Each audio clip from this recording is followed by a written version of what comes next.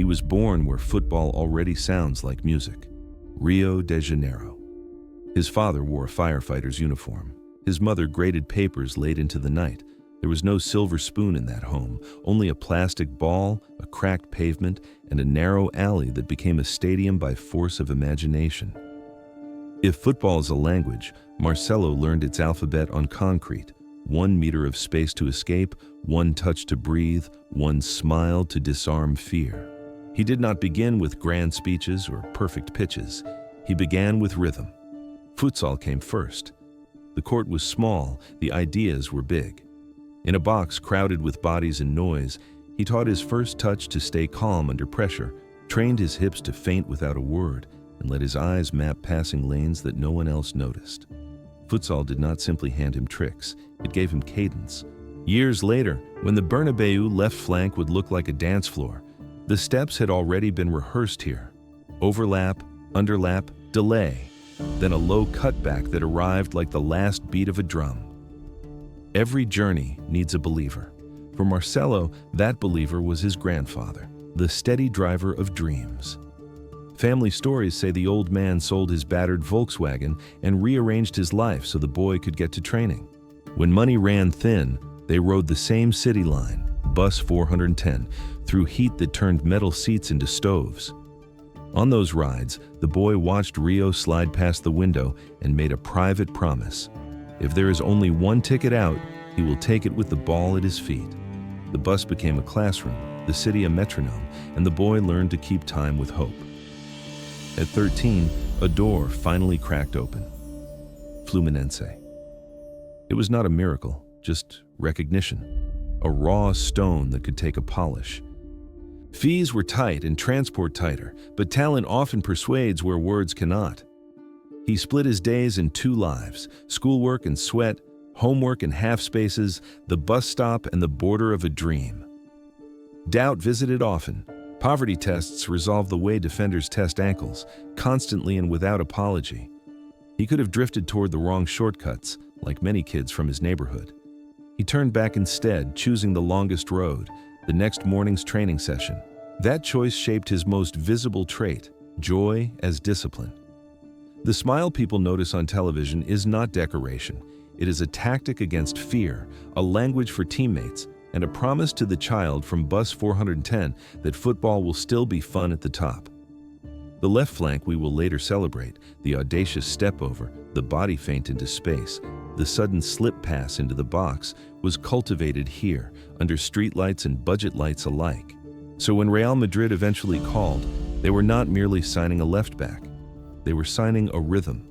Futsal touch, street courage, and the stubborn loyalty of a grandson to the man who drove him through the city's furnace. Before trophies, before finals, before the captain's armband, there was this. A family that kept the lights on, a grandfather who kept the engine running, and a boy who decided the game would not be taken from him. The Samba spirit of Madrid didn't start in Madrid. It started on a bus. The boy who learned rhythm on concrete now had to prove he could play a full symphony on grass. At Fluminense, the pitch felt enormous after futsal, but the logic was the same. Make time, steal angles, turn narrow corridors into doorways. By 17, he was with the first team, a teenager still smelling of the training ground, whipping crosses from the touchline, testing himself against grown men who valued bruises more than tricks. Scouts came and left with the same note. The kid on the left has a first touch that calms storms. Then, January arrived with a call big enough to change a family's map, Real Madrid. The myth becomes very practical the moment you land. Paperwork, medicals, a new language, a winter that cuts through your jacket. On the 7th of January 2007, he made his debut against Deportivo La Coruña, coming on late in a defeat and hearing, for the first time, the Bernabéu's precise grammar of approval and doubt. The stadium can love you, but it will examine you first. Early impressions were mixed. You could see the gifts, the feint that buys half a meter, the cunning inside underlap, the pass rolled like a whisper into the box, but you could also see the open grass behind his back. In Brazil, improvisation buys applause. In Madrid, it must also buy structure.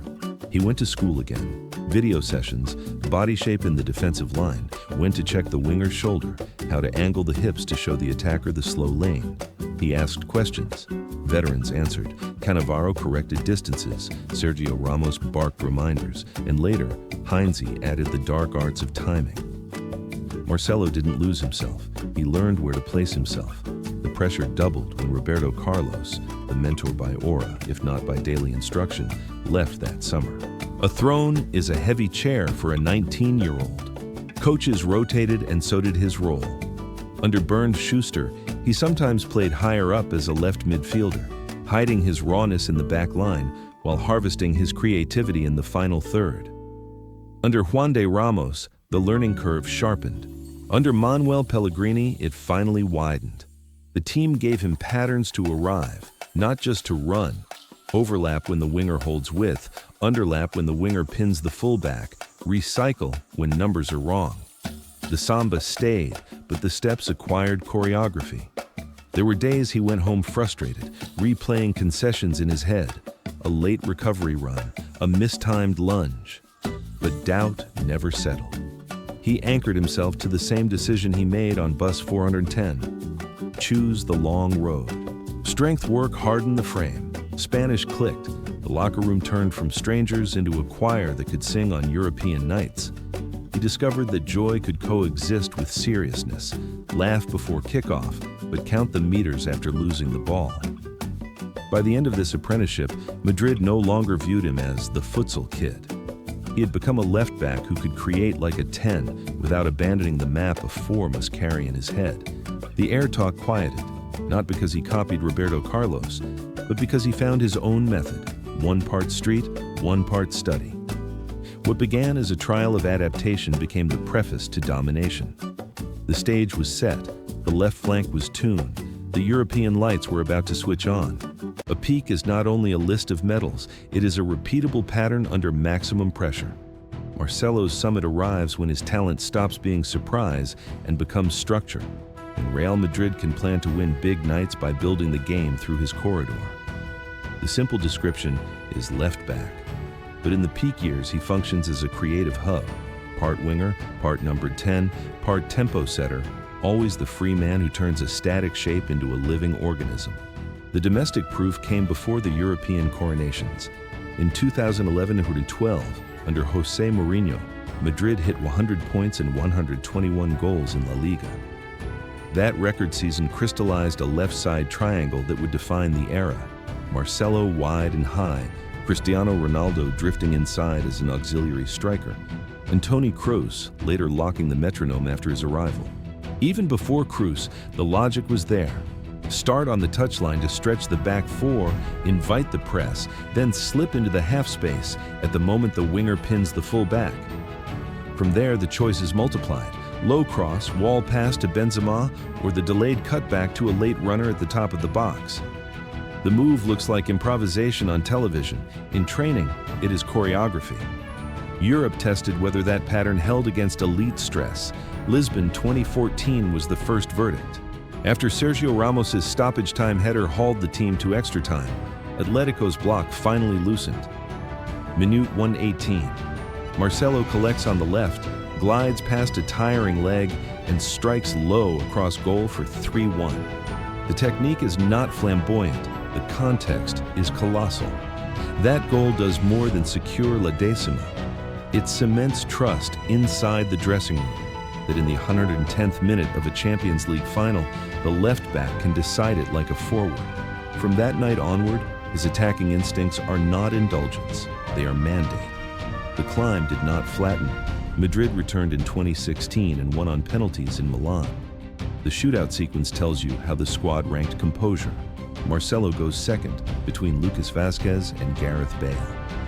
A fullback taking responsibility that early is not normal. At peak, his football is joy, but his decisions are cold. Walk up, pick the spot, deliver. The bigger picture that season is his maturity without the ball. Under Zinedine Zidane, Madrid's rest defense becomes cleaner. When Marcelo surges, Casemiro slides across, Ramos delays, and the near-side midfielder, often Kroos or Isco, forms the lid. The famous freedom is not freedom at all. It is a loan granted by teammates who know exactly how he will gamble and exactly how they will insure it. Cardiff 2017 felt like a master class in that insurance policy paying out with interest. Juventus under Allegri were a machine at defending the box. To break it, Madrid had to create fast decisions in the last 20 meters. The left side carousel returned, Ronaldo arriving as a number 9, Benzema's gravity at the near post, Modric switching the point, and Marcelo constantly changing the angle of attack. Start wide to set the line, underlap diagonally when the back four narrows, then, when bodies collapse, slide the ball along the floor into the corridor of uncertainty. The fourth goal, finished by Marco Asensio, is peak Marcelo without the fireworks. A burst on the outside to win the race, eyes up, the cutback played almost too simply to be noticed. It is devastating because it is late, flat, and arrives where defenders are turning, not planting. This is also the period when opponents start drawing the same red arrow on their whiteboards. Close the lane to Marcelo. It rarely works for long because his peak form is not dependent on one trick. He can break pressure with the first touch, twist out of a double team by rolling his hips, or pause on the ball to invite a third-man run. The geometry of the left flank becomes modular. If the winger is wide, he underlaps. If the winger is inside, he overlaps. If Ronaldo runs diagonally through the channel, Marcelo occupies the vacated lane as a playmaker. The overlaps are loud, the pauses are lethal. Over and over, you see center backs hesitate, step to him and risk the wall pass, hold the line and invite the cross along the 6-yard line. There is no right answer in the moment. The only answer was to prevent the moment from happening, and few could. Numbers never tell the whole story for creators who operate before the pass that becomes the assist. But even the measurable parts glow. Multiple Champions League titles, player of the match-type performances in the run-ins, and a long run of availability in the heaviest months. Yet the more telling metric is relational. How many superstars trusted that when they vacated their zone, the left back would both cover and create? Ronaldo's late career scoring surge at Madrid is inseparable from the quality of service and the disorganizing runs from that channel. Benzema's glue game thrives because the ball keeps arriving at the proper foot with the proper spin. Kroos's diagonals look surgical because Marcelo's first touch sets the blade flat. Peak also means handling the counterpunch. Every adventurous fullback invites space behind him. At the Summit years, Marcelo minimizes the exposure by anticipating, not recovering. Watch the first 5 seconds after Madrid lose the ball.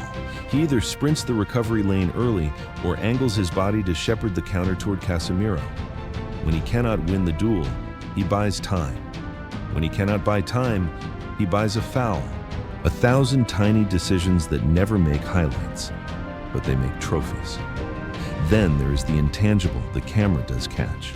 The grin in the tunnel on nights when others look tight, the shoulder bump to loosen a young teammate, the glance with Modric that says, same pattern, different opponent. Peak Marcelo is not a catalog of tricks, it is a mood that lifts a group to play above fear. You can fake intensity, you cannot fake joy for a decade. The trilogy, 2016, 2017, 2018, sealed his era. Different opponents, different in-game problems, same solution set. Vary the angle, keep the ball on the floor, make the box defend the goal line and the penalty spot at once. Even when age begins to nibble at acceleration, the mind speeds up. He steps earlier into pockets, releases earlier to runners, and chooses his overlaps more selectively. The dignity of a peak is not only how high you fly, but how wisely you descend.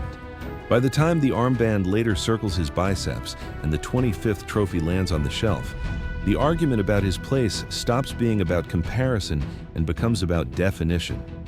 He did not merely succeed Roberto Carlos, he restated what a Real Madrid left-back could be in the age of Champions League industrial-scale pressure.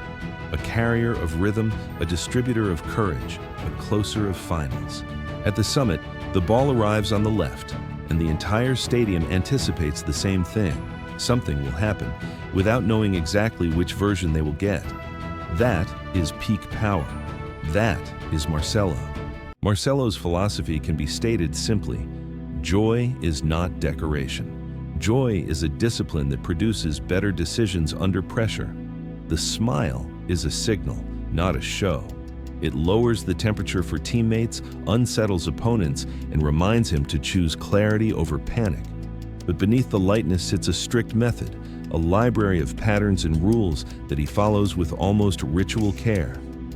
First, body orientation. He tries to receive with an open stance toward the half space, not the touchline, because options multiply diagonally.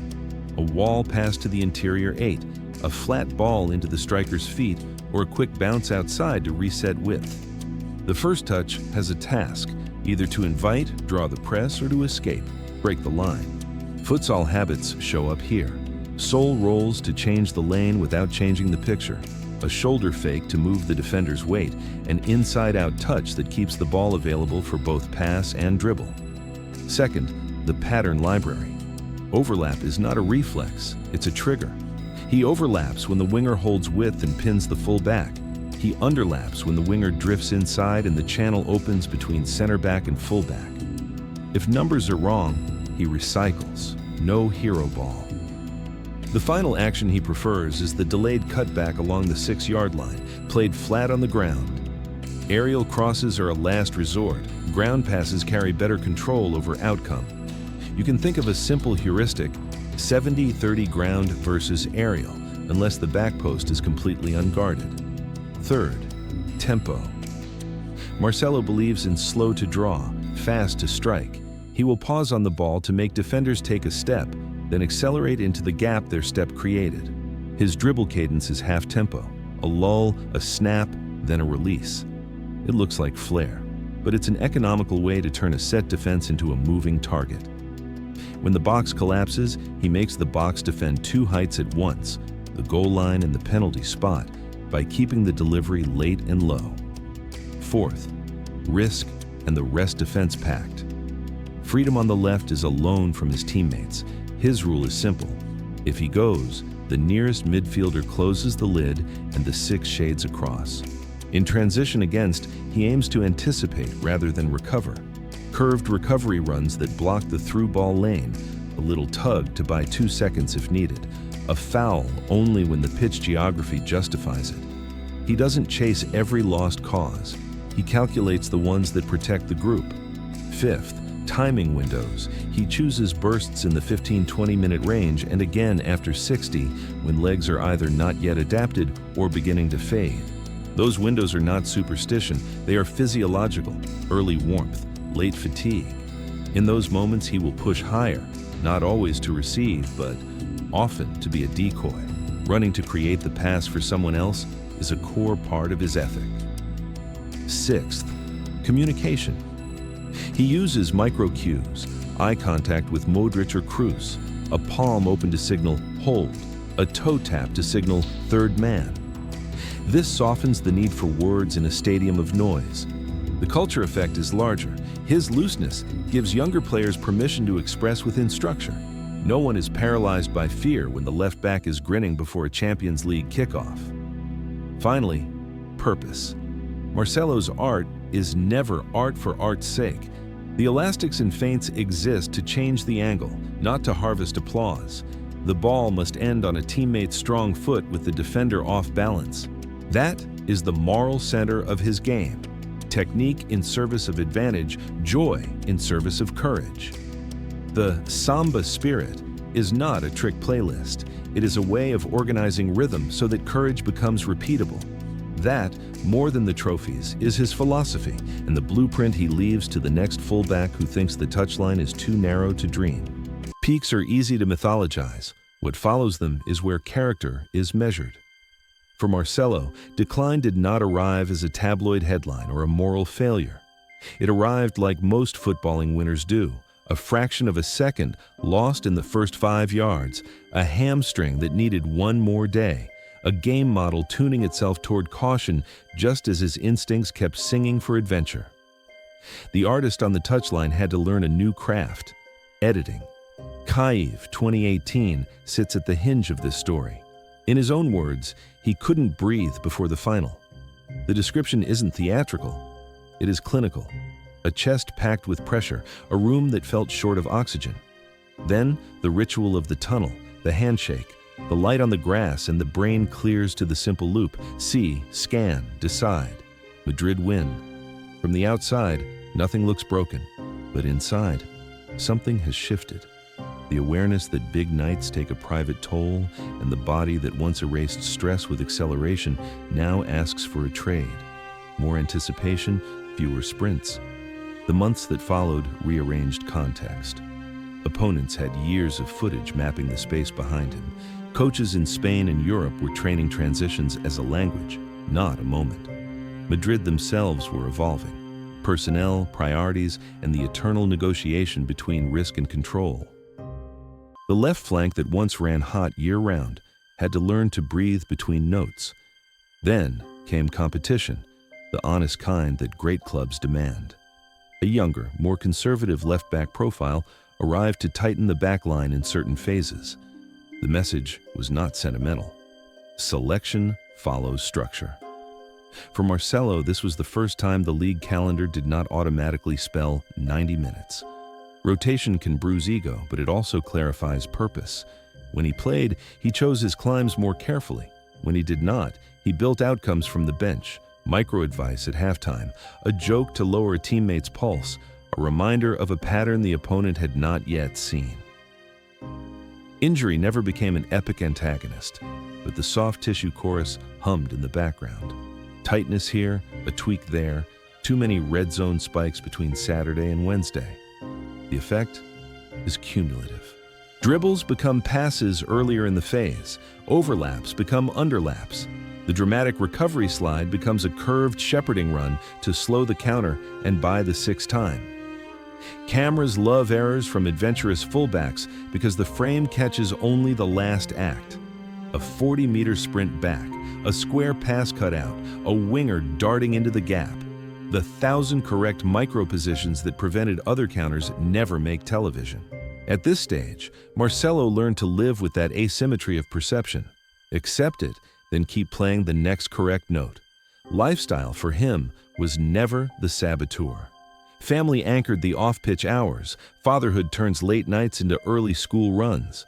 The joy the public associates with him aged into its tougher form.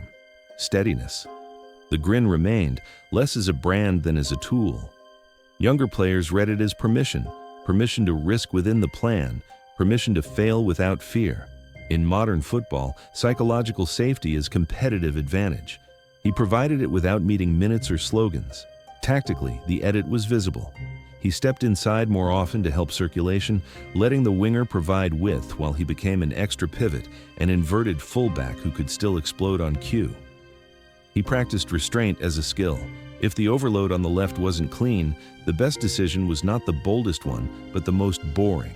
Switch, reset, arrive later. He discovered the value of being late on purpose, creeping to the edge of the box as the first wave ate the pressure, then arriving for the second ball or the delayed cutback. The move he had trademarked in his prime now returned in a different outfit. Leadership is tested most when minutes fall. The armband, when it wrapped his biceps, did not magically increase his acceleration. It increased his responsibility. He became a conduit in a multilingual room, a bridge between academy and royalty, a curator of the dressing room's temperature on days when the football itself was cold. A captain without minutes is a paradox from the outside. From inside, it is a specific job. Guard the culture, protect the kids, keep the joy audible. There were mistakes that hurt. There always are in transition football. Step 1, beat too late, and the opponent's far side winger is already at the back post. Close inside on the wrong cue and the switch behind you is on. To own those errors publicly is one kind of courage. To correct them privately by tuning habit after habit is another. Marcelo practiced the second.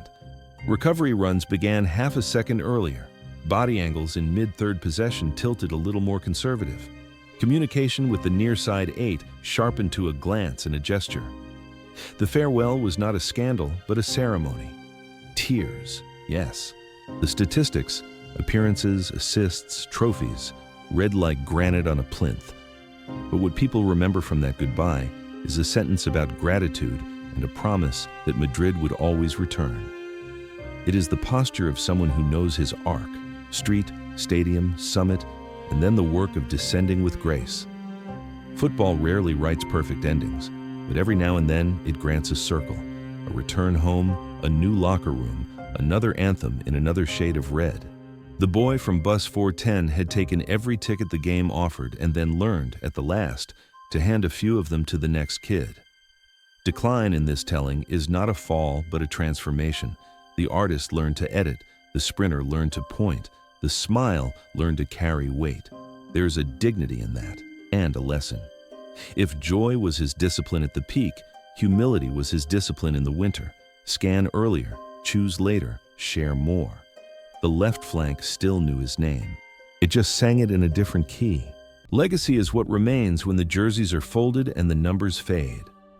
Marcelo's is not only the 25 trophies, the armband, or the nights when finals bent toward the left flank.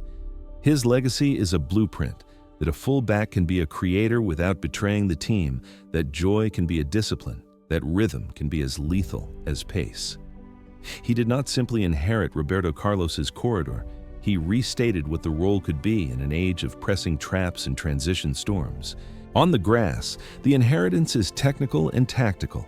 Young fullbacks now study his pattern library like musicians study standards. Open body reception into the half space, the pause that invites a step, the overlap that creates width, the underlap that slices between center back and fullback, the delayed low cutback that forces a box to defend the goal line and the penalty spot at once. Coaches can draw this on whiteboards. Marcelo made it repeatable on the biggest nights, when hands shake and lungs burn. That repeatability is why superstars trusted him and why opponents dreaded the moment the ball rolled to his side. But the deeper legacy is cultural. He showed that looseness can coexist with order, that a grin in the tunnel is not immaturity, but temperature control.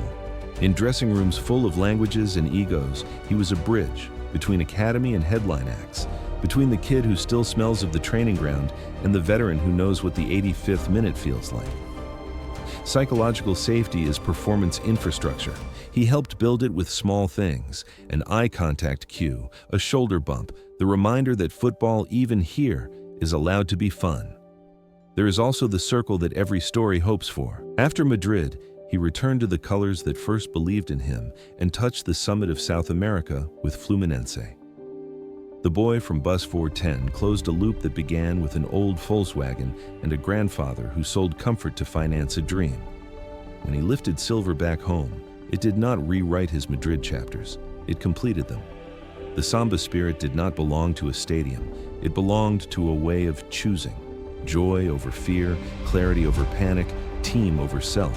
What remains for us is a way to watch and a way to play. If you are a young fullback, take the method. Scan early, give the first touch a job, vary the angle, keep it on the floor, and pay your insurance premium in transition. If you are a teammate, take the move. Use your smile to steady the room. If you are a fan, take the memory. When the ball found the left, something would happen, and it often did. If this story moved you, like the video, share it with a friend who loves the game, and subscribe to the channel to keep this series alive. Drop a comment with your favorite Marcelo moment, or the next legend you want us to honor. Your support tells the algorithm what the Bernabéu already knew. There's a rhythm on the left worth hearing again.